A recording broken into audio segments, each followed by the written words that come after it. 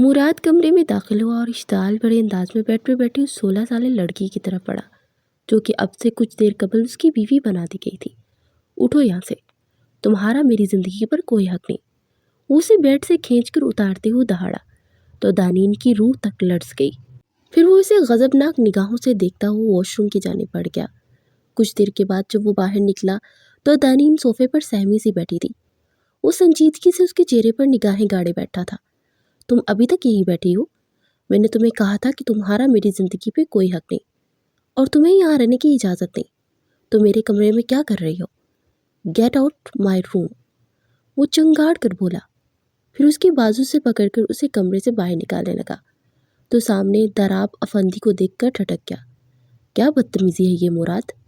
تمہارے اندر عقل نام کی کوئی چیز نہیں ہے؟ ایسے کیسے بات کر سکتے ہو تم اس بچی سے؟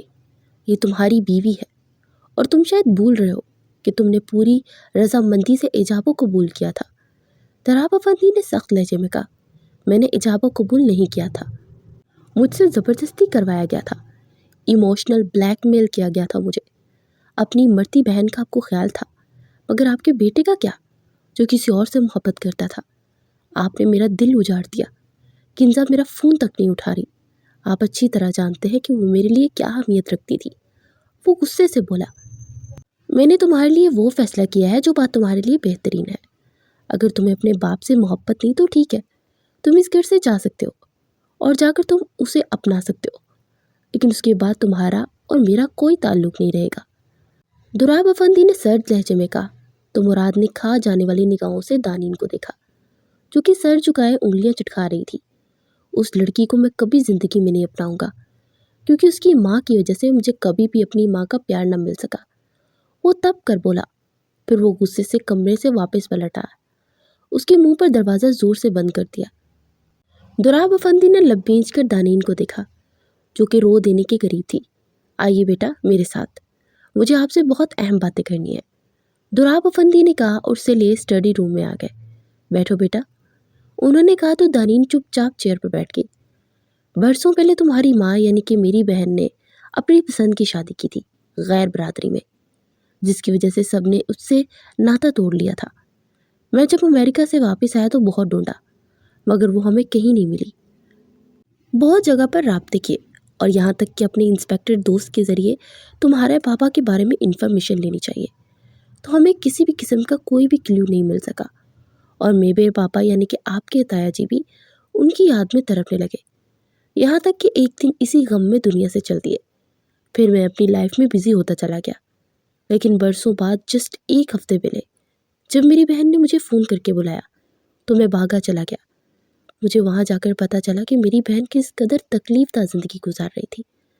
تمہارے بابا کا آج سے 10 سال پہلے ہی انتقال ہو چکا تھا اور ہم میں سے کسی کو کچھ پتا ہی نہیں، اور تم لوگ وہاں اپنے ددیال کے ستم سہ رہے تھے۔ بس تمہاری ماں کی خواہش کے تحت میں نے مراد کو بلا کر تمہارا اور اس کا نکاح کر دیا۔ یہ میں نے کوئی بنا سوچے سمجھے نہیں کیا، بہت سوچ سمجھ کر کیا ہے، کیونکہ کنزا وہ لڑکی ہے ہی نہیں جو اس گھر کو سنبھال سکتی ہے۔ میرا یہ گھر کبھی صحیح سے بسا ہی نہیں۔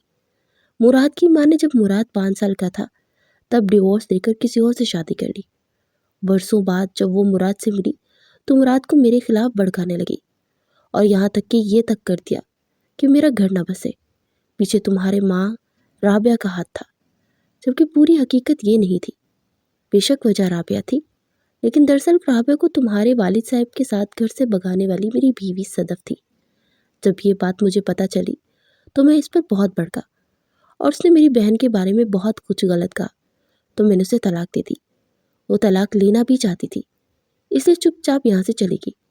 اس نے دوسری شادی بھی کر لی، مگر برسوں بعد مراد سے ملی تو اس کے اندر کی حسد جلن نے پھر سے انگڑائی لینا شروع کی۔ اس نے مراد کو بھڑکانا شروع کر دیا اور کچھ ہی عرصے میں میرا بیٹا جو ہر بات مجھ سے شیئر کرتا تھا ایک دن ایک دم سے دور ہو گیا۔ لیکن اس کے باوجود وہ مجھ سے بہت محبت کرتا ہے کیونکہ ہم دونوں ہمیشہ دوستوں کی طرح رہے ہیں۔ لیکن اب دوری آ گئی ہے جس کو تم دور کر سکتی ہو۔ مجھے یقین ہے تم یہ دوری دور کر کے ہم دونوں کو پھر سے پاس لاؤ گی اور اس گھر کو پھر سے جنت بنا دو گی۔ رابعہ نے تمہاری بہت اچھے سے تربیت کی ہے، میں نے ہسپتال میں دیکھا۔ کہ تم نے کس طرح حوصلے اور صبر سے رابعہ کو سنبھالا تھا۔ پھر رابعہ کی وفات کے بعد بھی تم نے صبر کا دامن نہیں چھوڑا۔ تم جیسی صابر بچی ہی میرے غسیلے بیٹے کو برداشت کر سکتی ہے۔ تم کرو گی نا میری مدد؟ دراب افندی نے امید بھرے لہجے میں کہا تو وہ پریشان سی انگلیاں چٹکانے لگی۔ ماموں، مجھے نہیں لگتا کہ میں کر پاؤں گی، کیونکہ وہ تو بہت زیادہ غصہ کرتے ہیں ماموں جان، میری شکل تک دیکھنا نہیں چاہتے، تو پھر میں کیسے کر پاؤں گی یہ؟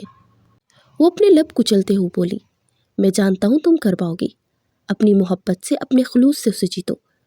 وہ اس کے ہاتھ پر ہاتھ رکھ کر بولے تو وہ سر اسباب میں ہلا گئی۔ پھر کچھ دیر کے بعد وہ اٹھ کر دوسرے کمرے میں آ کر لیٹ گئی۔ لیکن اگلے دن صبح جب مراد واک کرنے کے لیے نکلا تو واپس کمرے میں آئی اور بیڈ پر جا کر سو گئی۔ مراد جب کمرے میں آیا تو وہ گہری نیند میں تھی۔ وہ چلتا ہوا اس کے پاس آیا۔ اس کے لمبے بالوں کی چٹیاں نیچے زمین کو چھو رہی تھی۔ وہ مبہوت سا اس کے حسین چہرے کو دیکھتا رہ گیا جس پر بلا کی معصومیت تھی۔ ہے تو بلا کی قیامت، لیکن میں تم سے بہت نفرت کرتا ہوں۔ وہ دل ہی دل میں اس سے مخاطب تھا۔ پھر اس نے پاس پڑے ہوئے پانی کے جگ کو اس پر الٹایا تو وہ ہڑبڑا کر اٹھی اور اسے دیکھتے ہی اس کا رنگ فک ہو گیا۔ جب میں نے کہا تھا کہ تم میرے کمرے میں نہیں آؤ گی تو تم یہاں پر کیا کر رہی ہو؟ مراد اسے بازو سے بھینچ کر اپنے باہوں میں بڑھتے ہوئے پھنکارا تو دانین زوروں سے آنکھیں میچ گئی۔ مراد کی نگاہیں بے اختیار ان لمبی گھنی پلکوں کا سفر کرتی اس کے لبوں تک آئی تو کپ کپاتے ان لبوں نے جیسے اسے مسمرائز کر دیا۔ وہ بے اختیار ان لبوں پر جھکا اور انہیں اپنی دسترس میں لیتا اس کی سانسیں روک گیا۔ وہ اس کے اصرار میں کانپ رہی تھی مگر اس کے اندر اتنی ہمت نہیں تھی کہ اسے پیچھے ہٹا سکتی۔ پھر مراد نے آہستہ سے اسے چھوڑا تو وہ بھاگتی ہوئی جا کر واش روم میں گھس گئی۔ وہ معنی خیز انداز میں مسکرا کر ڈریسنگ روم کی جانب بڑھ گیا۔ ابھی اسے بیٹھے 5 منٹ بھی نہیں ہوئے تھے کہ واش روم سے وہ نکلی اور چلتی اس کے پاس آئی۔ واٹ؟ اس نے حیرانگی سے اسے دیکھا۔ مجھے فریش ہونا تھا، واش روم میں شاور نہیں ہے تو بالٹی مل سکتی ہے؟ وہ آہستہ سے بولی تو وہ استحاضیہ مسکراہٹ سے اسے دیکھتا ہوا اٹھا اور اسے بازو سے کھینچ کر واش روم میں لا کر سائڈ پر لگے بٹن کی طرف پڑا۔ جیسے اسے دبایا تو دیوار پر لگے ہوئے شاور سے چھم چھم پانی ان دونوں پر برسنے لگا۔ وہ ہڑبڑا کر چھت کی جانب دیکھنے لگی۔ سوری، مجھے نہیں پتا تھا کہ شاور ایسے بھی ہوتے ہیں، وہ شرمندہ سے منمناتے ہوئے بولی تو اس کے سبھی چہرے کی طرف دیکھنے لگا جس پر پانی کی بوندیں ہیرے کی مانند چمک رہی تھی۔ وہ دھیرے سے مڑی اور اسی وقت اس کا پاؤں پھسلا اور وہ گرنے ہی والی تھی کہ مراد نے جلدی سے اسے باہوں میں تھام لیا۔ پھر بے اختیار مراد اس کی گردن میں ہاتھ ڈال کر اس کا چہرہ اپنے چہرے کے قریب لاتا، پھر اس سے اس کے لبوں کو اپنی دسترس میں لے گیا۔ اس کی شرٹ کو دبوچے تھر تھر کانپ رہی تھی۔ مراد نے اسے دیوار سے چپکایا اور پھر اس پر شدتیں نچھاور کرنے لگا۔ پھر باہر فون بجا تو آہستہ سے پیچھے ہوا تو دیوار سے سر ٹکائے گہرے گہرے سانس لے رہی تھی۔ وہ اپنے دل کو سنبھالتے ہوئے باہر نکلا تو کنزا کا فون تھا۔ کدھر تھے تم؟ کب سے فون کر رہی تھی میں تمہیں، اور مجھے ابھی اور اسی وقت تم سے ملنا ہے۔ وہ دوسری طرف سے فون اٹھاتے ہوئے بولی تو وہ ماتھا مسلتے ہوئے صوفے پہ بیٹھ گیا۔ ہاں ٹھیک ہے، میں ملنے آ جاتا ہوں، بتاؤ کہاں آنا ہے؟ وہ سر جھٹک کر بولا، میں تم سے سخت ناراض تھی لیکن اب میں سوچ رہی ہوں کہ تمہیں ایک بار موقع دینا چاہیے۔ جس لڑکی کو تم چاہتے ہی نہیں ہو، مجھے یقین ہے تم اس کے ساتھ بھی رہنا نہیں چاہو گے، سو مجھے بتاؤ کہ کیا پلان ہے، کب دے رہے ہو اسے طلاق؟ وہ تیز لہجے میں بولی، نہیں ابھی نہیں دے سکتا، ڈیڈ کو برا لگے گا۔ وہ کمزور لہجے میں بولا، یہ کیا بات ہوئی؟ اب تمہارے ڈیڈ آ کر مجھے چھوڑنے کا کہیں گے تو وہ بھی کرو گے؟ دوسری طرف سے وہ غصے سے بولی، تم اچھی طرح سے جانتی ہو کہ میں ایسا کبھی نہیں کروں گا۔ میں نے اتنی دیر سے تمہارے لیے لڑائی کی ہے، وہ نہیں راضی ہوئے تھے، لیکن میں نے صاف صاف رات کو بھی انہیں کہہ دیا تھا کہ میں کنزا کے علاوہ کسی سے محبت نہیں کرتا۔ اور رہی وہ لڑکی، میرے سرد رویے سے وہ جلد از جلد میری زندگی سے چلی جائے گی، وہ خود اس گھر سے دم دبا کر بھاگے گی، یہ میری گارنٹی ہے۔ مراد نے کہا، اوکے فائن، لیکن فی الحال مجھے تم سے ملنا ہے، میں اس وقت سوات میں ہوں ایک شوٹنگ کے سلسلے میں، اس لیے تم یہیں پر آ رہے ہو؟ وہ بولی، ہاں وہ تو میں آ ہی جاؤں گا کیونکہ مجھے ایک ڈیل فائنل کرنی ہے، تو کل ملتے ہیں۔ مراد نے کہا، نہیں ابھی اور اسی وقت نکل جاؤ اور شام تک پہنچ جاؤ یہاں پر، کیونکہ میں نے ایک پارٹی آرگنائز کی ہے اور ہم دونوں ایز اے کپل وہاں پر شامل ہوں گے۔ دوسری طرف سے کنزا نے کہا تو کچھ تذبذب کے بعد اس نے ہاں بولتے ہوئے کال کاٹ دی۔ دانین کے فریش ہونے کے بعد وہ بھی واش روم کی جانب بڑھ گیا۔ تھوڑی دیر کے بعد وہ فریش ہو کر نیچے آیا تو دانین اور دراب افندی ڈائننگ ہال میں اسی کا انتظار کر رہے تھے۔ ارے بھئی یار، پہلے ہی ناشتہ بہت لیٹ ہو چکا ہے اور پر سے تم نے اتنا ٹائم نہانے پہ لگا دیا، بوڑھے باپ پر ترس کھا لیا کرو۔ دراب نے کہا، مجھ سے زیادہ ینگ دکھتے ہیں آپ، خود کو بوڑھا بوڑھا کہہ کر انڈر اسٹیمیٹ مت کیا کریں خود کو۔ اس سنجیدگی سے بولتا ہوا ان کے پاس والی چیئر پر بیٹھ گیا۔ اچھا ڈیڈ، مجھے نا سوات جانا ہے ایک میٹنگ کے سلسلے میں، تو میں بس نکلنے لگا ہوں۔ وہ بولا تو دراب افندی چونک گئے۔ ارے واہ، یہ تو بہت اچھی بات ہوگی، میں پہلے ہی سوچ رہا تھا کہ تم لوگوں کو ہنی مون پر کہاں بھیجا جائے، بس پھر ہماری بیٹی بھی تیاری کرے اور چلے آپ کے ساتھ۔ وہ بولے، کیا ہو گیا آپ کو ڈیڈ؟ میں اسے نہیں لے کر جا رہا، میں وہاں پر ہنی مون پر نہیں جا رہا، اپنے ایک ہوٹل کی ڈیل کے لیے جا رہا ہوں، اور پلیز آپ مجھے اس طرح مت لگائیں، مجھے اپنے کام پر فوکس کرنا ہے۔ وہ غصے سے بولا، ہاں تو تم اپنا کام کرتے رہنا، بیچ میں جب فرصت ملے تو ہماری بیٹی کو سوات بھی دکھا دینا۔ وہ بولے تو وہ دل ہی دل میں جنجلا اٹھا، پھر مجبوراً اسے بھی ساتھ لے جانے کی حامی بھر گیا۔ وہ 12 بجے وہ نکلے اور رات کو 8 بجے وہ ہوٹل پہنچ چکے تھے۔ ان کی آلریڈی ہوٹل میں بکنگ ہو چکی تھی۔ وہ لوگ کمرے میں آئے تو پورا کمرہ ریڈ روزز سے مہک رہا تھا۔ وہ دل ہی دل میں جنجلاتا ہوا واش روم کی جانب بڑھ گیا۔ کچھ دیر کے بعد وہ باہر نکلا تو دانین صوفے پر چپ چاپ بیٹھی تھی۔ جا کر کپڑے چینج کر لو، اور ہاں، میں کچھ دیر کے لیے باہر جا رہا ہوں تو لیٹ ہو جاؤں گا، وہ بولا اور پھر کنزا سے ملنے کے لیے چلا گیا۔ ڈنر اسی کے ساتھ کرنے کے بعد وہ رات کو تقریباً 12 بجے اپنے روم میں پہنچا تو دانین صوفے پہ بیٹھی رو رہی تھی۔ اے ہیلو، کیا ہوا؟ اس نے جا کر پکارا تو وہ جلدی سے اٹھ کر اس کے گلے لگتی ہچکیوں سے رو دی۔ ارے کیا ہوا؟ وہ چاہنے کے باوجود اپنا لہجہ سخت نہ کر پایا۔ وہ مجھے اکیلے میں ڈر لگ رہا تھا، مجھے لگا آپ مجھے چھوڑ کر چلے گئے ہیں، وہ ہچکیوں کے درمیان بولی تو وہ لب بھینچ کر آہستہ سے اسے خود سے دور کر گیا۔ تمہارا دماغ خراب ہے، میں کیوں تمہیں چھوڑ کر جاؤں گا؟ عجیب حرکتیں کرتی ہو تم، میں نے کہا تو تھا کہ میں لیٹ ہو جاؤں گا تو کھانا کھانے کے بعد سو جانا تھا نا، وہ ناگواری سے سر جھٹک کر بولا۔ وہ کھانا تو نہیں تھا اور کوئی دینے بھی نہیں آیا تھا، وہ من مناتے ہوئے بولی تو وہ سرد آہ بڑھتا سر تھام کر صوفے پر بیٹھ گیا۔ کس طرح کی لڑکی ہو یار، یہ انٹر کام ہے اور یہاں پر تم نے اپنے کھانے کا آرڈر کرنا تھا تو کسی نے دینے آنا تھا نا، عجیب حرکتیں کرتی ہو، وہ غصے سے بولا تو وہ سر جھکائے لب کچلنے لگی۔ اب کھانا کھانا ہے یا پھر سونا ہے بتا دو، وہ ناگواری سے بولا۔ میں ایسے ہی سو جاؤں گی، مجھے تو ہمیشہ بھوکے رہنے کی عادت ہے، وہ سر جھکائے ہوئے بولی تو وہ چونک کر اسے دیکھنے لگا، پھر سر جھٹک کر اس نے کھانے کا آرڈر کیا۔ جب کھانا آئے گا تو باہر دروازہ نوک کیا جائے گا، تو جا کر کھول دینا اور کھانا لے لینا، اور ہاں، میرے بھروسے مت رہنا کیونکہ کیا پتا کب ہم دونوں الگ ہو جائیں، اس پاٹ لہجے میں بولا تو دانین کا رنگ زرد سا پڑ گیا۔ پھر کھانا آنے کے بعد دانین نے کھانا کھایا اور اس کے برابر آ کر لیٹ گئی۔ اس کے برابر آ کر لیٹی تو مراد کے دل میں جیسے ہلچل سی ہونے لگی۔ وہ 28 سال کا ہونے والا تھا اور اس کے بابا نے اس کی تربیت اس طرح کی تھی کہ اس قدر ماڈرن ہونے کے باوجود اس نے آج تک کسی لڑکی کو چھوا تک نہیں تھا۔ کنزا کے ساتھ بھی اس کا صرف اتنا سا تعلق تھا کہ اس کی گلے لگ جاتی تھی، پھر دونوں کپل ڈانس کر لیتے تھے۔ اس کے علاوہ اس نے آج تک کنزا کو کبھی کس تک نہیں کی تھی، مگر کنزا کبھی کبھار اس کے رخسار پر کس کر دیا کرتی تھی۔ پہلی بار اس نے دانین کو لپ کس کی تھی اور نہ جانے کیسی وہ لڑکی اس کی طلب بن گئی تھی۔ نہیں مراد، تم ایسا نہیں سوچ سکتے، تم کنزا کو دھوکہ نہیں دو گے، اس کے دل نے ملامت کی تو اس سے رخ پھیر گیا، مگر کچھ کی دیر کے بعد اس کی چوڑیوں کی کھن کھن سے وہ جنجلایا اور اس کی طرف پلٹا، اس کو بازوں سے کھینچ کر قریب کرتے ان چوڑیوں کو دیکھنے لگا۔ کیا جاہلوں کی طرح چوڑیاں پہن رکھی ہیں؟ اس کے ہاتھوں میں موجود ان ملٹی کلر کی کانچ کی چوڑیوں کو دیکھ کر بولا تو وہ تھوک نگلتے اسے دیکھنے لگی۔ کیوں پہنی ہے تم نے یہ؟ وہ دہاڑ کر بولا۔ وہ مجھے بچپن سے بہت پسند ہے، اسی لیے پہنتی ہوں، وہ اپنے گلابی ہونٹوں کو کچلتے ہوئے بولی تو وہ لب بھینچ کر خود کو کنٹرول کرنے لگا، مگر دل تو اسے چھونے کی تمنا کر رہا تھا، اور وہ دل کے ساتھ لڑتے لڑتے ایک دم سے غصے میں آیا اور اس کے دونوں ہاتھوں کو جگڑ کر بیک گراؤنڈ کے ساتھ مارا تو اس کی چوڑیاں ٹوٹتی دانین کی کلائیوں کو زخمی کرتی چلی گئی۔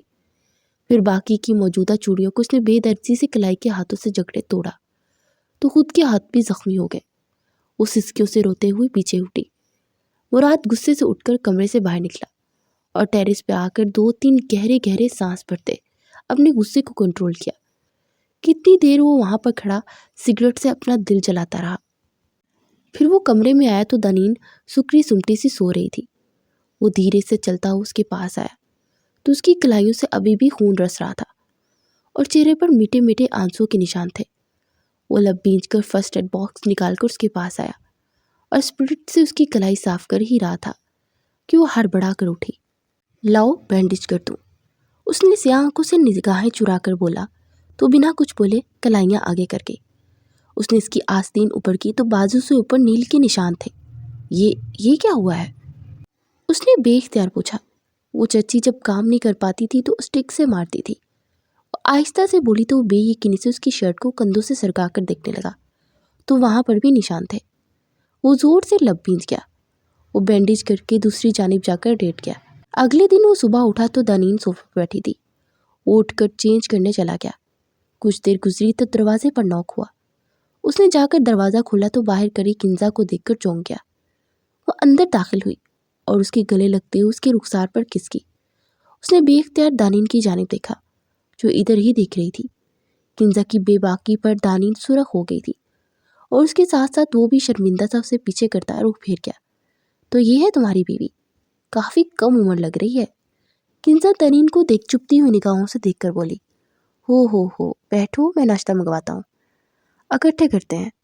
وہ بولا، یہاں کمرے میں کرو گے؟ باہر ریسٹورنٹ میں چلتے ہیں نا؟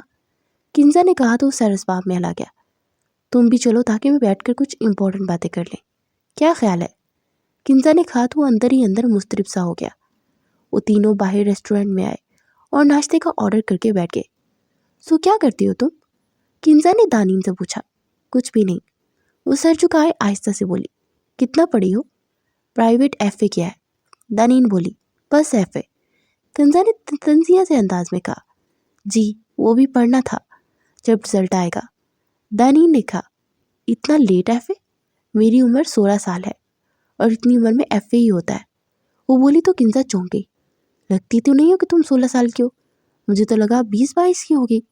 تمہارا قد کاٹ کافی اچھا ہے نا؟ کنزا نے ہنس تو جلن سے اسے دیکھتے ہوئے کہا۔ ماڈلنگ کے بارے میں کیا خیال ہے؟ اچھی ماڈل بن سکتی ہو تم۔ کنزا نے کہا، نہیں مجھے ماڈلنگ نہیں آتی۔ وہ آہستہ سے بولی، بس کر دو، کتنے سوال جواب کرو گی، اکتا کیا ہوں میں؟ مراد چڑھ کر بولا، او میری بیبی کو مجھ سے باتیں کرنی ہے۔ مراد کے قریب ہو کر اس کے رخسار پر پھر سے اپنے لب رکھتے ہوئے بولی۔ اس کی اس بے باکی پر مراد دل ہی دل میں جنجلا اٹھا۔ لوگ اسے معنی خیز نگاہوں سے دیکھ رہے تھے۔ پھر کنزا کے کچھ فینس وغیرہ آگے آئے اور ان کو آٹوگراف دینے لگی۔ وہ سر جھکائے ناشتہ کر رہا تھا مگر ساتھ دانین کو بھی دیکھ رہا تھا جو کہ بے دلی سے پلیٹ میں چمچ چلا رہی تھی۔ سو امپورٹنٹ بات کر لی جائے؟ دراصل میں اور مراد ایک دوسرے سے محبت کرتے ہیں۔ تمہیں مراد نے بتایا ہی ہوگا، تو اس لیے اگر تم یہ سمجھ رہی ہو کہ مراد تمہارے ساتھ زندگی بڑھ نہیں پائے گا تو ایسا بالکل نہیں سمجھنا، کیونکہ وہ جلد ہی تمہیں طلاق دے دے گا اور اس کے بعد تم اپنے راستے اور پھر مراد اور میری شادی ہو جائے گی۔ باقی اگر تم کسی اور کو پسند کرتی ہو تو میں بتا سکتی ہوں، کوئی لڑکا ہے تمہاری لائف میں؟ کنزا نے اس سے غور سے دیکھتے ہوئے کہا، نہیں کسی کو پسند کرتی اور نہ ہی میں ایسی لڑکی ہوں۔ وہ کپ کپاتے لبوں سے بولی، گڈ، اگر تم کہو تو میں اور مراد تمہارے لیے کوئی رشتہ ڈھونڈ دیں گے۔ کیا خیال ہے مراد؟ کنزا نے کہا اور اس نے بے اختیار دانین کی طرف دیکھا جو اسی کو دیکھ رہی تھی۔ اس کی نگاہوں میں عجیب سا خوف تھا جو کہ مراد کے دل کو بے چین کر گیا۔ کنزا پلیز ہم کوئی اور بات کر سکتے ہیں اس وقت؟ میرے خیال میں ہم دونوں کو شاپنگ پہ چلنا چاہیے۔ مراد نے بات پلٹنے کے لیے کنزا کا دھیان اس کی پسندیدہ چیز پر لگایا تو وہ خوش ہو گئی۔ ہاں یہ ٹھیک ہے، کنزا چہک کر بولی۔ پھر وہ کنزا کے ساتھ شاپنگ کے لیے چلا گیا اور دانین اٹھ کر کمرے میں آ گئی۔ کیا میرا کوئی گھر نہیں ہے اللہ تعالیٰ؟ کیا ہمیشہ کی طرح میں اسی طرح ڈر اور خوف میں جیتی رہوں گی جیسے بچپن سے جیتی آ رہی ہوں؟ وہ روتے ہوئے اللہ سے شکوہ کرنے لگی۔ پھر کچھ دیر آرام کے بعد وہ اٹھ کر ٹیرس پہ آ گئی۔ وہ باہر دیکھتے ہوئے ان نظاروں میں کھوئی ہوئی تھی اور نہ جانے کتنا وقت وہیں پر کھڑی رہی۔ پھر اسے اپنے پیچھے آہٹ محسوس ہوئی۔ उसने पलट कर देखा तो मुराद अंदर दाखिल हो रहा था। ये डैड से बात कर लो, मुराद ने मोबाइल उसकी तरफ बढ़ाते हुए कहा। तो उसने चुपचाप मोबाइल कान को लगाया।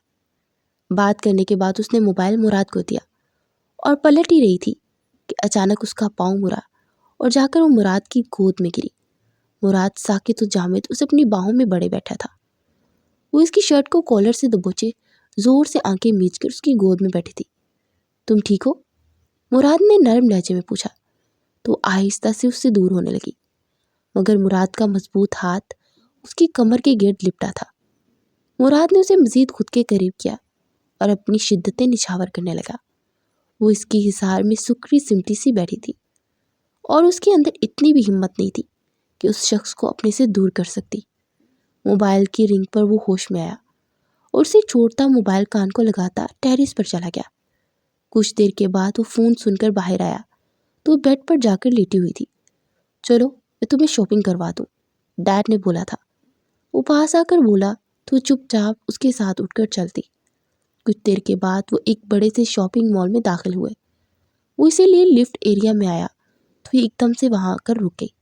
What happened? मुराद ने चौंक कर पूछा।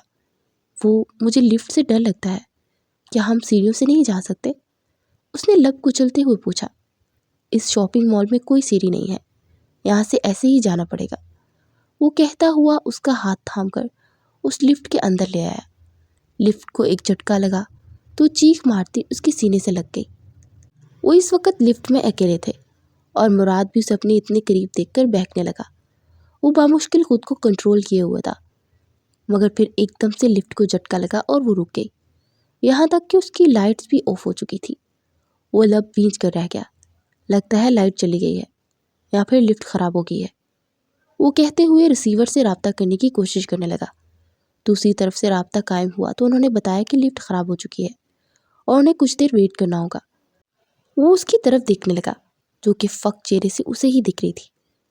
मुझे बाहर जाना है, मुझे घुटन हो रही है यहाँ पर, प्लीज़ दरवाज़ा खोलो। वो अपने नाजुक हाथ लिफ्ट के दरवाजे पर मारते हुए चिल्लाकर बोलने लगी। दानीन, बात सुनो, रिलैक्स हो जाओ, कुछ नहीं होगा, कुछ देर की बात है, ऐसा हो जाता है। वो उसके हाथों को जकड़कर अपने करीब करते हुए बोला। मेरी सांस रुक जाएगी, वो ज़मीन पर बैठते हुए बोली और इसका वजूद कांप रहा था। वो इसके करीब होकर उसे बाहों में भर गया। मेरी तरफ देखो दानीन, उसकी ठोड़ी से उसे थामते उसका चेहरा ऊपर करते हुए बोला। तो उसने आंसू भरी निगाहों से उसे देखा। अच्छा, मुझे अपने बारे में बताओ, तुम्हें क्या क्या पसंद है? वो इसका जहन बटाने के लिए बोला। मुझे कुछ नहीं पसंद, प्लीज़ दरवाज़ा खोल दीजिए, मुझे बाहर जाना है, मुझे अंधेरे से बहुत डर लगता है।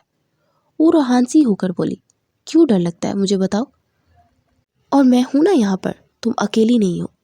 उसका चेहरा हाथों में बड़े हुए बोला। वो चाची मुझे कमरे में बंद कर देती थी, जब मम्मा जॉब पर जाती थी बहुत मारती थी वो हिचकियों के दरमियान बोली तो वो लब भींच कर रह गया। डोंट वरी, अब कोई तुम्हें कुछ नहीं कहेगा, मैं हूँ ना।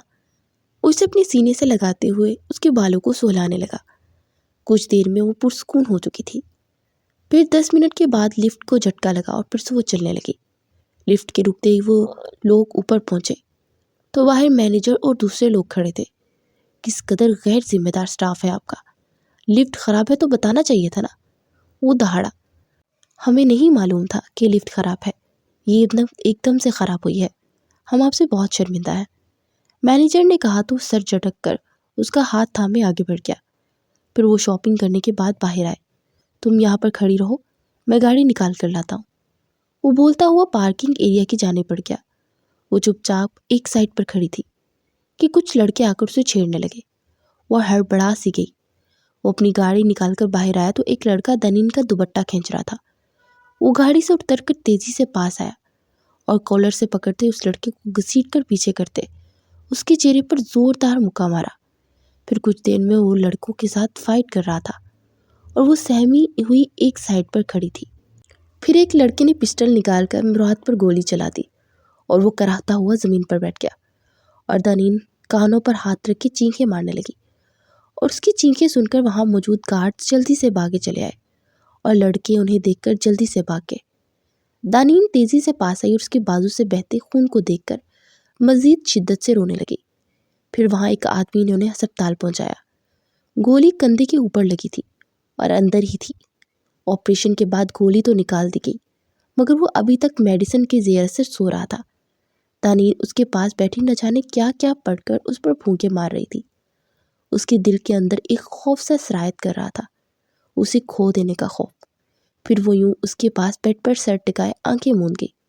مراد کی آنکھ کھلی تو اسے اپنے حلق میں کانٹے سے اگتے ہوئے محسوس ہو رہے تھے۔ اس نے سر گھمایا تو اسے گردن اور کندھے میں شدید درد محسوس ہوا۔ پھر وہ نگاہ تانین پر پڑی، جو کہ اس کے بازو کے پاس سر ٹکائے سو رہی تھی، اور اس کا ہاتھ مراد کے سینے پر تھا۔ مراد نے اپنے دونوں ہاتھ کو اس کی مخملی ہاتھ کی طرف بڑھایا تو وہ چونک کر اٹھی۔ پلیز پانی پلا دو، وہ ہولے سے بولا تو وہ جلدی سے پانی ڈال کر پاس آئی۔ تو وہ اٹھنے کے لیے ذرا سا اوپر ہونے لگا تو بازو پر زور لگنے سے کندھے پر شدید درد محسوس ہوا، تو وہ لب بھینچ کر دوبارہ سر تکیے پر ٹکا گیا۔ تانین نے پاس آ کر اسے سہارا دے کر بٹھایا اور پانی پلانے لگی۔ پھر اس سوپ وغیرہ پینے کے بعد دوبارہ سے آرام کرنے لگا، مگر ساتھ ہی اس نے سر گھما کر دیکھا، جو کہ صوفے پر سر ٹکائے ہوئے بیٹھی تھی۔ تانین پلیز میرا سر دبا دو یہاں کر، مراد نے کہا تو وہ چلتی ہوئی پاس آئی اور اس کے پاس بیٹھ کر سر دبانے لگی۔ وہ اسی کی جانب دیکھ رہا تھا جس کی پلکیں نیند سے بوجھل ہو رہی تھی۔ لیٹ جاؤ میرے پاس، مراد نے کہا تو وہ چونک کر اسے دیکھنے لگی۔ نہیں کوئی بات نہیں، ویسے بھی صبح شاید چھٹی ہو جائے، اگر سونا ہوا تو میں صوفے پر سو جاؤں گی، وہ آہستہ سے بولی۔ کیوں، میرے ساتھ سونے میں کوئی پرابلم ہے کیا؟ تمہیں میرا چھونا برا لگتا ہے؟ اس کے سبھی چہرے کو دیکھ کر بولا۔ نہیں تو، آہستہ سے بولی۔ تو پھر آؤ لیٹ جاؤ، اس نے اپنا دوسرا بازو پھیلاتے ہوئے کہا۔ تو وہ اٹھ کر دوسری سائڈ پر آ کر آہستہ اس کے بازو پر سر لٹ کے لیٹ گئی۔ اس کے بال سہلانے لگا، اس کے ماتھے پر اپنے لب رکھ گیا۔ وہ جتنا چاہ رہا تھا کہ اس لڑکی سے نفرت کرے، مگر نہ جانے کیوں دل اس کی طلب کرنے لگا تھا۔ اسی کے بارے میں سوچتے سوچتے وہ سو چکا تھا۔ اگلے دن جب آنکھ کھلی تو اس کی اتنی قریب تھی کہ وہ ذرا سا سر گھماتا تو اس کے لب تنین کے لبوں سے ٹکرا جاتے۔ وہ آہستہ سے اسے پکارنے لگا تو وہ جلدی سے اٹھ کر بیٹھ گئی۔ آپ ٹھیک ہے نا؟ بازو میں پین تو نہیں ہو رہا؟ اس نے بے چینی بھرے انداز میں پوچھا۔ میں بالکل ٹھیک ہوں، وہ ہلکا سا مسکرا کر بولا اور پھر اٹھ کر بیٹھ گیا۔ وہ بھی جلدی سے بیڈ سے اتری اور ڈاکٹر سے ملنے چلی گئی۔ کچھ دیر کے بعد ڈاکٹر نے آ کر کچھ ٹیسٹ وغیرہ لینے کو کہا اور شام تک انہیں چھٹی مل جانی تھی۔ وہ وہاں سے کنٹین کی جانب بڑھی اور اپنے لیے اس کے لیے ناشتہ لے کر کمرے میں آئی۔ وہ دونوں بیٹھے ناشتہ کر ہی رہے تھے کہ دروازے پر نوک ہوا اور دراب افندی اندر داخل ہوئے۔ کیسے ہو بیٹے؟ مجھے رات کو ہی میسج ملا، میں تو اتنا پریشان ہو گیا اور رات کو ہی میں چل پڑا، وہ بےتابی بڑے لہجے میں بولے۔ کچھ نہیں ہوا، میں ٹھیک ہوں بابا، وہ آہستہ سے بولا۔ آپ بھی مامو جان ناشتہ کر لیجئے، وہ جلدی سے اٹھتے ہوئے بولی۔ ارے نہیں بیٹا، آپ کرو، میں بعد میں کر لوں گا، دراب افندی نے کہا، مگر انہیں فورس کرنے لگے تو وہ چپ چاپ ان کے ساتھ بیٹھ کر کھانا کھانے لگے۔ پھر وہ بیٹھے باتیں کر ہی رہے تھے کہ کنزا اور صدف اندر داخل ہوئی۔ میرے بچے کیسے ہو تم؟ صدف اس کے گلے لگ کر روتے ہوئے بولی۔ دراب افندی سپاٹ چہرے سے بیٹھے تھے۔ بیٹے میں ڈاکٹر سے مل کر آتا ہوں، وہ بہانے سے اٹھ کر وہاں سے چلے گئے۔ دیکھا اپنے باپ کو، کتنی نفرت ہے انہیں مجھ سے، اور اس کی وجہ سے اس کی لڑکی کی ماں گھر سے وہ بھاگی تھی، مگر الزام مجھ پر لگا کر گئی، برباد کر گئی جاتے جاتے میری زندگی، اور خود مرتے مرتے تمہاری زندگی برباد کر گئی، بگوڑی، بد کردار۔ بس ایک لفظ مزید مت بولیے گا میری ماں کے بارے میں۔ آپ ہوتی کون ہیں ان کے بارے میں اس طرح بولنے والی؟ وہ غصے سے بولی تو مراد نے بے یقینی سے اسے دیکھا یہ معصوم سی دکھنے والی کتنی بڑی آفت ہے۔ میں اچھی طرح جانتی تھی کہ اس معصوم کے پیچھے کچھ اور ہے۔ مجھے رات سے کنزا بول رہی تھی کہ آنی وہ بہت خوبصورت اور معصوم سی لگتی ہے، مگر میں پہلے ہی سمجھ لیا تھا کہ یہ بھی اپنی ماں کی طرح بہت شاطر ہوگی۔ دیکھو نا، مرنے سے پہلے کتنی بڑی چال کھیل کر گئی، میرے بچے کی زندگی برباد کر دی، اور ساتھ میں شامل کر لیا تمہارے باپ کو، چونکہ وہ جانتا بھی تھا کہ تم کنزا کو پسند کرتے ہو۔ صدف نے اسے تنفر بڑی نگاہوں سے دیکھتے ہو کہا۔ وہ سرخ چہرے سے کھڑی مراد کو دیکھ رہی تھی۔ میں نے آپ کے بیٹے کو منع نہیں کیا، وہ اب بھی چاہے تو آپ کی بانجی سے شادی کر سکتے ہیں، وہ انتہائی غصے سے بولی اور پھر غصے سے باہر نکل گئی۔ تو سائڈ پر کھڑے دراب افندی نے اسے سنجیدگی سے دیکھا۔ وہ روتی ہوئی سامنے بینچ پر بیٹھ گئی۔ بہت غلط کر دیا آپ نے، اس عورت کو سچا کر دیا آپ نے۔ مراد کے دل میں جو تھوڑی بہت آپ کے لیے محبت پیدا ہو رہی تھی وہ بھی ختم ہو گئی ہوگی۔ تو اور کیا کرتی میں ماموں جان، وہ میری ماں کے بارے میں بول رہی تھی۔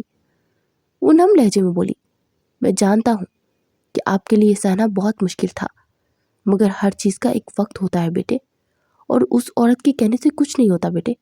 اب تھوڑا سا صبر سے کام لے لیں تو مراد کے دل میں لگی ہوئی ہر گرہ کھل جائے گی۔ شاید میں زیادہ خود غرض بن رہا ہوں اپنے گھر کو بچانے کے لیے۔ کوئی بات نہیں، آئندہ سے نہیں کہوں گا کچھ۔ اس کے سر پر ہاتھ رکھتے افسردہ لہجے میں بولے تو طرف سی اٹھی، سوری ماموں جان، میں جذباتی ہو گئی تھی۔ میری ماں کو ہمیشہ ہر ایک نے بد کردار، بگوڑی، یہ سب بولا۔ وہ ہمیشہ چپ رہتی تھی۔ مجھے بہت درد ہوتا تھا تو اسی لیے یہ سب برداشت نہیں کر پائی۔ وہ سر جھکائے ہوئے بولی تو دوراب افندی نے اس کا ماتھا چومتے گلے لگایا۔ پھر صدف اور کنزا کے جانے کے بعد وہ لوگ اندر آئے تو مراد کا چہرہ ہر جذبات سے عاری تھا۔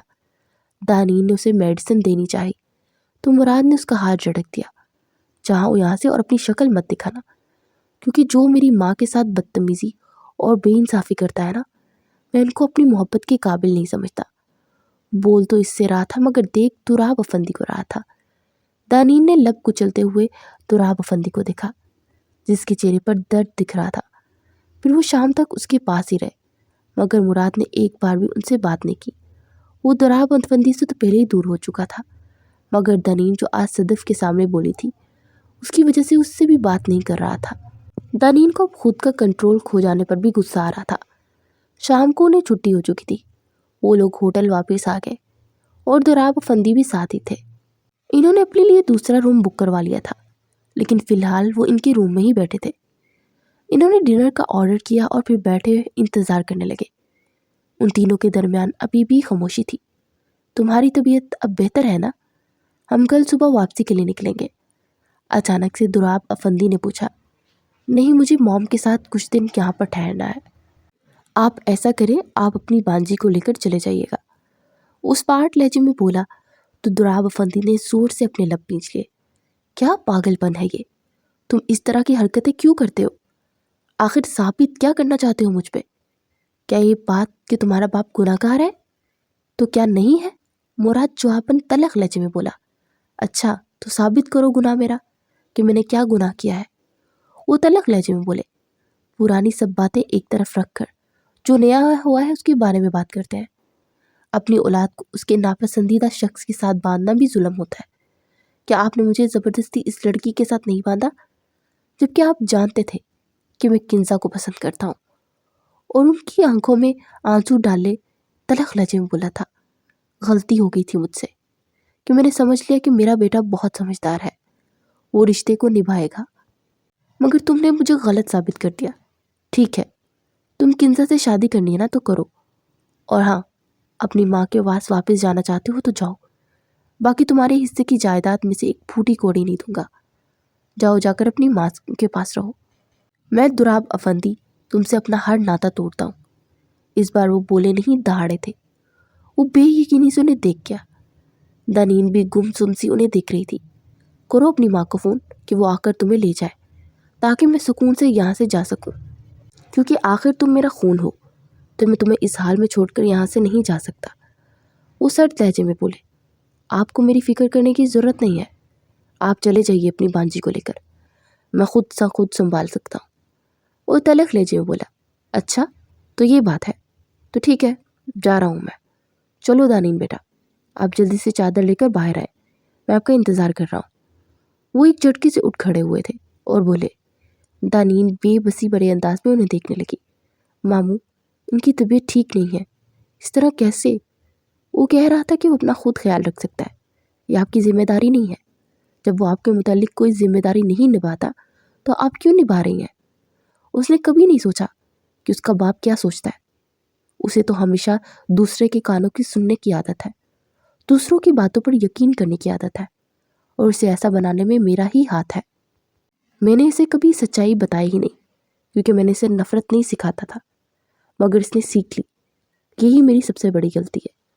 اس نے ایک بار بھی نہیں سوچا کہ اس کے باپ نے اس کی خاطر کبھی کسی عورت کو ہاتھ نہیں تھاما، ہزاروں ارمان دل میں دفن کر کے اس کے لیے جیا، اور آج اس کا باپ اس کے لیے کوئی اہمیت ہی نہیں رکھتا۔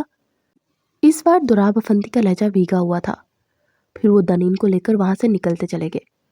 وہ مضطرب سا اکیلا اس کمرے میں بیٹھا تھا اور صدف کو اس نے ساری بات بتائی تو اسے لینے آ گئی۔ اگلے ہی دن وہ ان کے ساتھ لاہور واپس آ چکا تھا۔ صدف نے اسے اس کے کمرے میں پہنچایا تو اس نے کچھ دیر آرام کیا۔ باہر آیا تو بے اختیار کچن میں چلا گیا تو وہاں ملازمہ کھڑی تھی۔ کھانا کیا بنایا؟ اس نے پوچھا تو ملازمہ نے حیرانگی سے اسے دیکھا۔ وہ آج تو کچھ کھانا نہیں بنایا، صرف ملازم حضرات کے لیے بنایا۔ دراصل آج میڈم اور سر کی اینیورسری ہے تو وہ لوگ باہر گئے ہوئے ہیں۔ ملازمہ نے کہا تو وہ لب بھینچ کر رہ گیا۔ آپ لوگ اپنے کھانے میں سے مجھے دے دیجیے۔ وہ اپنا دکھتا سر دباتا ہوا ٹیبل پہ بیٹھ گیا۔ کچھ دیر بعد ملازمہ آئی تو اس کے سامنے دال اور روٹی رکھی۔ یہ کیا ہے؟ اس نے حیرانگی سے پوچھا۔ صاحب جی یہ ہم ملازموں کا کھانا ہے۔ وہ ملازمہ آہستہ سے بولی۔ واٹ؟ کیا اس گھر میں ملازموں کا کھانا علیحدہ بنتا ہے؟ اس نے حیرانگی سے پوچھا۔ جی صاحب جی، ہم لوگوں کے لیے کوئی دال روٹی اور کبھی کوئی سبزی روٹی بن جاتی ہے اور صاحب لوگوں کے لیے دوسرے والا کھانا بنتا ہے، ملازمہ نے آہستہ سے جواب دیا۔ تو وہ لب بھینچ کر رہ گیا۔ اس دال روٹی کو کھانے لگا۔ بے اختیار اسے اپنے گھر کا سین یاد آ گیا جہاں پر جو کھانا وہ لوگ کھاتے تھے وہی ملازم بھی کھاتے تھے۔ دراب افندی تو ہر ملازم کا اپنے گھر کے فرد کی طرح خیال رکھتے تھے۔ وہ بمشکل آدھی روٹی کھا کر اٹھ کر اپنے کمرے میں آ گیا۔ اگلے دن وہ لاؤنج میں بیٹھا ہوا تھا کہ صدف اس کے پاس آئی۔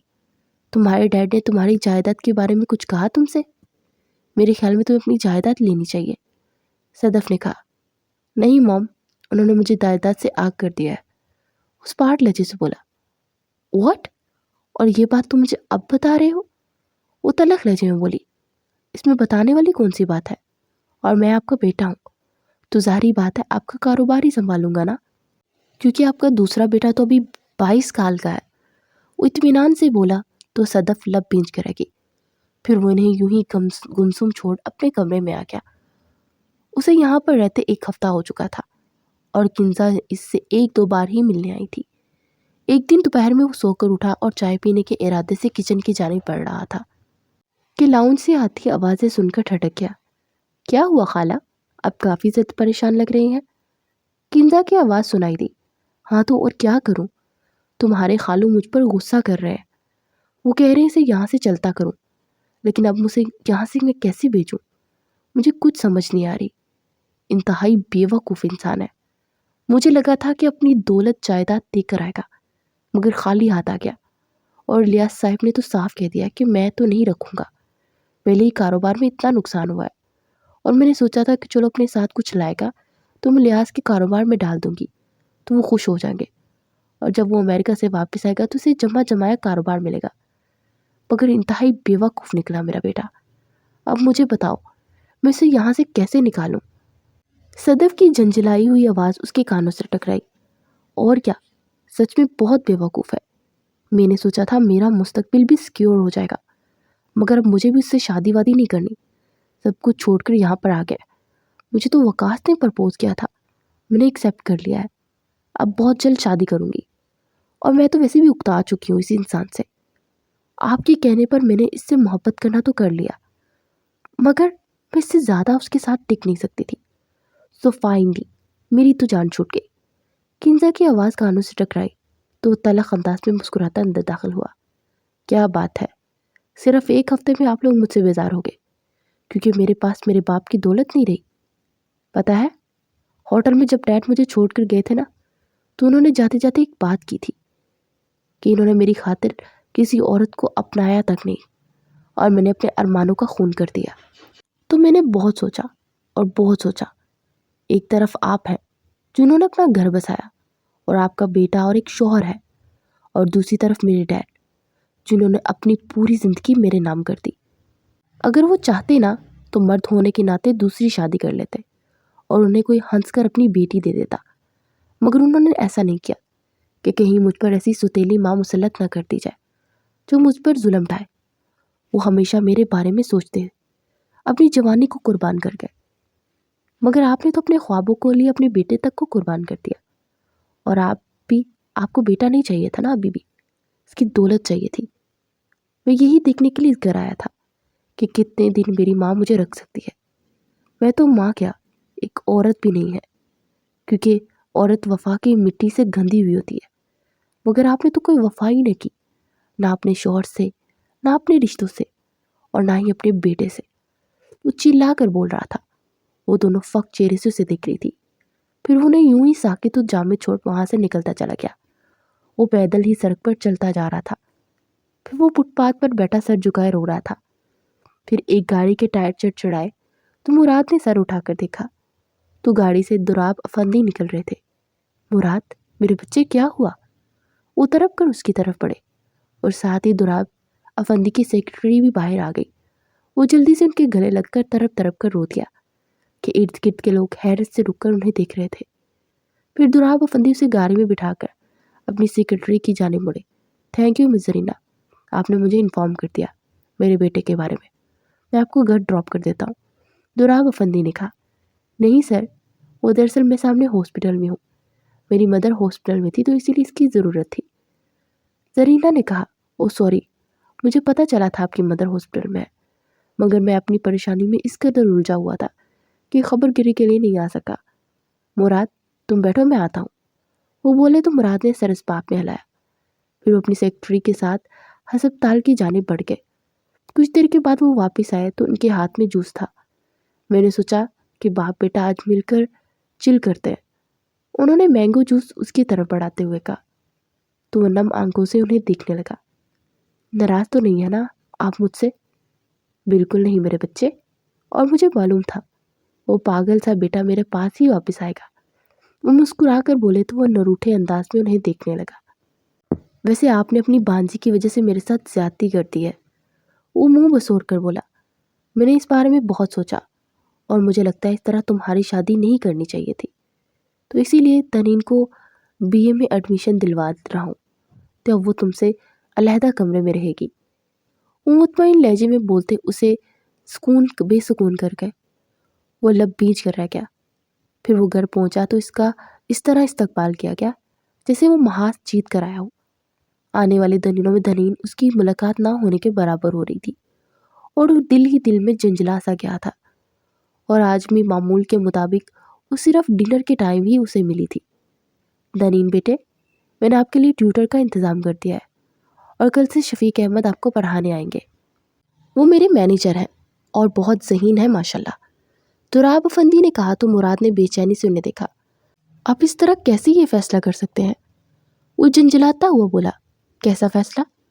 دراب افندی نے چونک کر پوچھا. آپ اچھے سے جانتے ہیں میں کس بارے میں بات کر رہا ہوں. ایک تو آپ میری بیوی کو میرے کمرے سے علیحدہ کر دیا، اور دوسرا اسے کوئی غیر مرد کیوں پڑھانے آئے گا؟ میں ہوں نا یار. وہ تڑپ کر بولا تو دراب افندی نے سر بمشکل نیچے کرتے اپنی مسکراہٹ کو رکھا. او، تم تو میری بانجی کے ساتھ رہنا نہیں چاہتے تھے نا، اور میں نے تمہارے ساتھ زیادتی کی تھی، اسی کا تو ازالہ کر رہا ہوں. اس کو ازالہ کرنا کہتے ہیں یار، حد ہوتی ہے. اب وہ میری بیوی بن چکی ہے، اسے میرے کمرے میں رہنے دیجیے نا. اور میں نے کون سا اسے پڑھنے سے روک دینا ہے؟ وہ انتہائی جنجلایا ہوا تھا. نہیں، وہ صحیح سے پڑھ نہیں پائے گی، تم اسے ڈسٹرب کرو گے. دراب افندی نے کہا تو وہ مزید دب گیا.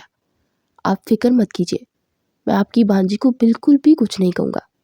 بس آپ مجھے میری بیوی واپس کر دیجیے، گزارش کر رہا ہوں آپ کے سامنے، ورنہ اٹھا کر لے جاؤں گا.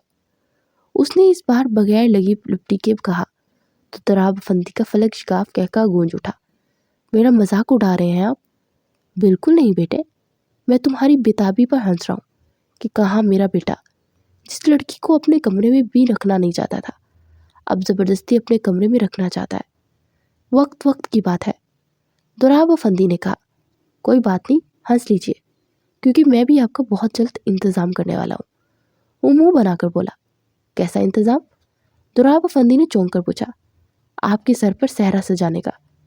یہ پہلا بیٹا ہوگا جو آپ کے اپنے باپ کے لیے رشتہ لے کر جائے گا مس زرینہ کے ہاں. وہ اطمینان بڑے لہجے میں بولا تو دراب افندی کے حلق میں نوالا اٹک گیا. کیا بول رہے ہو؟ فضول بکواس مت کرو کہ میری شادی کرنے کی کوئی عمر تھوڑی نہ ہے. وہ نگاہیں چرا کر بولے. اگر محبت کرنے کی عمر ہے تو شادی بھی تو کر ہی سکتے ہو نا، کوئی پرابلم ہے آپ کو؟ وہ بھی انہیں کا بیٹا تھا. ارے میں نے کسی سے محبت کر لی ایسا کچھ نہیں ہے، فضول میں اندازے مت لگاؤ۔ وہ ہنوز نظریں چرا رہے تھے۔ اچھا، اگر یہ بات ہے تو میری آنکھوں میں آنکھیں ڈال کر کہیں کہ آپ کو مس زرینہ پسند نہیں ہے۔ اچھے سے دیکھ رہا ہوں، پچھلے کئی دنوں سے ہسپتال کے چکر لگ رہے ہیں۔ ان کی والدہ ماجدہ کو متاثر کرنے کی کوشش کر رہے ہیں۔ گیا تھا میں بھی ان سے ملنے، اور انہوں نے کہا کہ بڑے بھائی کا بہت شکریہ کہ وہ اتنا دھیان رکھتے ہیں، اور یہ بھی پوچھا کہ شادی شدہ ہے آپ کے بڑے بھائی۔ میں نے انہیں کہہ دیا ہے کہ جی نہیں، بالکل کنوارے ہیں، اور میں ان کے لیے ایک عدد رشتہ ڈھونڈ رہا ہوں۔ تو آپ جلدی سے ٹھیک ہو کر گھر پہنچے، میں جلدی اپنے بڑے بھائی کی بارات لے کر آ رہا ہوں۔ وہ مطمئن انداز میں بولتا جا رہا تھا، اور دراب افندی کا منہ حیرت سے کھل گیا تھا، اور اس کی بات سن کر دانین کھلکھلا کر ہنس پڑی تھی۔ چپ، خبردار اگر تم نے اس کا ساتھ دیا تو، دراب افندی نے مصنوعی غصے سے ڈانٹتے ہوئے سے کہا، تو سر جھکائے اپنی ہنسی ضبط کرنے لگی۔ دانین، دیکھو ذرا اپنے سسر جی کم جیٹ جی کو، کیسے 400 واٹ کا بلب چل رہا ہے چہرے شریف پر، اور اب بھی مزاج روح ہی نہیں مل رہے۔ تم مجھ سے بہت مار کھانے والے ہو، دراب افندی نے سرخ چہرے سے کہا، تو گہرائی سے مسکرا دیا۔ پھر رات کو اپنے کمرے میں صوفہ چیئر پر بیٹھا تھا کہ دانین اندر داخل ہوئی، اور انگلیاں چٹکاتے اس کے پاس آ کر کھڑی ہو گئی، تو اس کو ہاتھ سے تھامتے اسے اپنی گود میں بٹھایا۔ آئی ایم سوری مائی لو، بہت ہرٹ کیا نا میں نے تمہیں، اس کے ہونٹوں کو اپنے انگوٹھے سے مسلتے ہوئے بولا، اور ایک بازو کمر کے گرد حمائل کیا۔ نہیں تو، وہ لرزتی پلکوں کو جھکائے اس کے کندھے پر جکڑے وہ مشکل بولی، تو اس کے نرم ملائم ہونٹوں کو اپنی دسترس میں لیتا ان پر اپنی شدتیں برسانے لگا۔ پھر اس کی گستاخیوں سے گھبرا کر اس کے سینے میں چہرہ چھپا گئی۔ آج مجھے مت روکو میری جان، اس کے ماتھے پر بوسہ دیتے اسے خود میں بھینچ گیا، پھر یوں ہی گود میں اٹھائے بیڈ تک آتا اس کے پہلو میں لیٹتے اپنی شدتیں نچھاور کرنے لگا۔ صبح کو اس کی آنکھ کھولی تو پرسکون سا اس کی سینے میں سو رہی تھی۔ اس نے سر گھما کر ٹائم دیکھا تو 8:15 بج رہے تھے۔ دانین میری جان، تمہیں کالج نہیں جانا؟ اس کا رخسار تھپ تھپا کر بولا، نہیں آج میرا بالکل بھی دل نہیں چاہ رہا، آپ نے پوری رات جگایا، میری نیند نہیں پوری ہوئی۔ وہ غنودگی سے بولی تو مراد بھی مبہم سا مسکراتا اس کی کمر میں ہاتھ ڈال کر اسے اپنے اوپر گرا گیا۔ چلو پھر ٹھیک ہے، آج میں بھی آفس سے چھٹی کر لیتا ہوں، اور ہم چھٹی مناتے ہیں۔ وہ اس کی کان کی لو کو لبوں سے چھوتے ہوئے بولا، تو وہ ہڑبڑا کر اس پر سے اٹھنے لگی۔ وہ دوبارہ سے اسے پہلو میں گرایا، اس کے دونوں بازو جگڑ کر اس پر جھکا۔ یہ بالکل ٹھیک بات نہیں ہے مراد، میرا کل ٹیسٹ ہے، مجھے تھوڑا سا آرام کرنے دیجیے پلیز۔ وہ منہ بسور کر بولی تو مراد کو اس پر ٹوٹ کر پیار آیا۔ وہ شدت سے اس کے ماتھے پر بوسہ دیتا اٹھ کر بیٹھ گیا۔ چلو تھوڑی دیر آرام کر لو، اس کے بعد فریش ہو کر پارلر چلی جانا، اور ہاں اچھا سے ڈریس نکال لو، آج ہم ڈیڈ کا رشتہ لے کر جا رہے ہیں۔ وہ بولا تو وہ جلدی سے اٹھ کر بیٹھ گئی۔ کیا آپ سیریس ہیں؟ مطلب آپ کو لگتا ہے کہ ماموں کی شادی ہونی چاہیے؟ کیوں؟ کیا تمہیں نہیں لگتا کہ یہ ہونا چاہیے؟ اور میرے خیال میں یہ بہت پہلے ہو جانا چاہیے تھا۔ ڈیڈ نے میری خاطر اپنی زندگی کو بے رنگ رکھا، اور اب میں ان کی زندگی میں رنگ بھرنا چاہتا ہوں۔ وہ اس کی بات کے جواب میں بولا، لیکن لوگ نہ جانے کیسی کیسی باتیں کریں گے، کیا وہ سب سہ پائیں گے آپ؟ اس نے ایک اور سوال کیا۔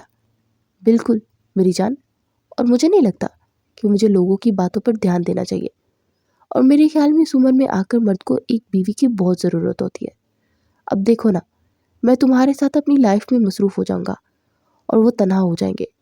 اب ان کے دکھ اور سکھ سننے والے آ جائیں گی نا، تو وہ خوش رہیں گے۔ وہ مضبوط لہجے میں بولا تو وہ دھیمے سے مسکرا دی۔ آپ بہت سویٹ ہیں، آئی لو یو مائی سویٹ۔ وہ اس کے رخسار کو چھوتے ہوئے بولا تو وہ دھیما سا مسکرا دیا۔ پھر شام کو وہ لوگ زرینہ کے گھر گئے اور ان کی والدہ سے رشتے کی بات کی، تو جیسے خوشی سے کھل ہی اٹھی۔ زرینہ کی بھابھیوں نے اس بات پر کافی واویلا کیا، مگر زرینہ کی ماں نے ان کی کسی بھی بات پر کام نہیں دھرے۔ زرینہ کی عمر 35 سال ہو چکی تھی، اور اس نے اپنے بھائیوں کے لیے اپنی خوشیوں کو ہمیشہ قربان کیا۔ اس نے اتنی چھوٹی عمر میں جاب کر کے انہیں پڑھایا لکھایا تھا، اور 10 سال سے دراب افندی کی سیکرٹری کے طور پر کام کر رہی تھی، اور آج تک کسی نے دراب افندی نے اسے غلط نگاہیں اٹھا کر نہیں دیکھا تھا۔ کب دراب افندی کو وہ چرانے لگی تھی اسے پتہ ہی نہ چلا، اور اسے دراب افندی کی آنکھوں میں اپنے لیے محبت دکھتی تھی، مگر انہوں نے کبھی بھی اظہار نہیں کیا۔ اور آج ان کا رشتہ آیا تو زرینہ کے جیسے سارے غم دھل گئے۔ اگلے ہفتے دراب افندی اور زرینہ کا نکاح ہو گیا، اور اس سے اگلے دن ہی یہ دنیا کا پہلا ولیمہ تھا جہاں پر باپ اور بیٹے کا ولیمہ ہو رہا تھا۔ کرنے والے باتیں کر بھی رہے تھے، مگر ان لوگوں نے کبھی یہ باتوں پر کام نہیں دھاڑے۔ ڈیڈ، ہانی مون پر کہاں جائیں گے؟ اس نے اچانک سے پوچھا، تو دراب افندی سٹ پٹا کر زرینہ کو دیکھنے لگے، جو کہ شرم سے سرخ ہو رہی تھی۔ ویسے ماموں، مراد بالکل ٹھیک کہہ رہے ہیں، آپ کو بھی زرینہ جی کو لے کے کہیں نہ کہیں تو جانا ہی چاہیے۔ میں تو کہتی ہوں 1-2 مہینوں کی چھٹیوں پر چلے جائیے، آپ کو بھی ریلیکس ہونا چاہیے نا۔ اور چھوڑیے مراد پر سارا کام، اب کی بار سٹ پٹانے کی باری مراد کی تھی۔ یہ بالکل مت کیجیے گا، جسٹ 1 ہفتے کے لیے آپ کو چھٹی دے رہا ہوں، اس کے علاوہ نہیں، کیونکہ نیکسٹ ویک میرا ارادہ ہے اپنی بیوی کے ساتھ دوبارہ ہانی مون پہ جانے کا۔ وہ مسکرا کر بولا تو دنین کے چہرے پر سرخی سی چھا گئی۔ مراد اس کا ہاتھ تھام کر خود کے قریب کرتے اس کی کان میں نہ جانے کیا سرگوشی کر رہا تھا، اور دراب افندی نے نم آنکھوں سے انہیں دیکھا، جو کہ ایک ساتھ بہت خوش اور پیارے لگ رہے تھے، اور دل ہی دل میں انہوں نے ان دونوں کی خوشیوں کی دائمی دعا مانگی۔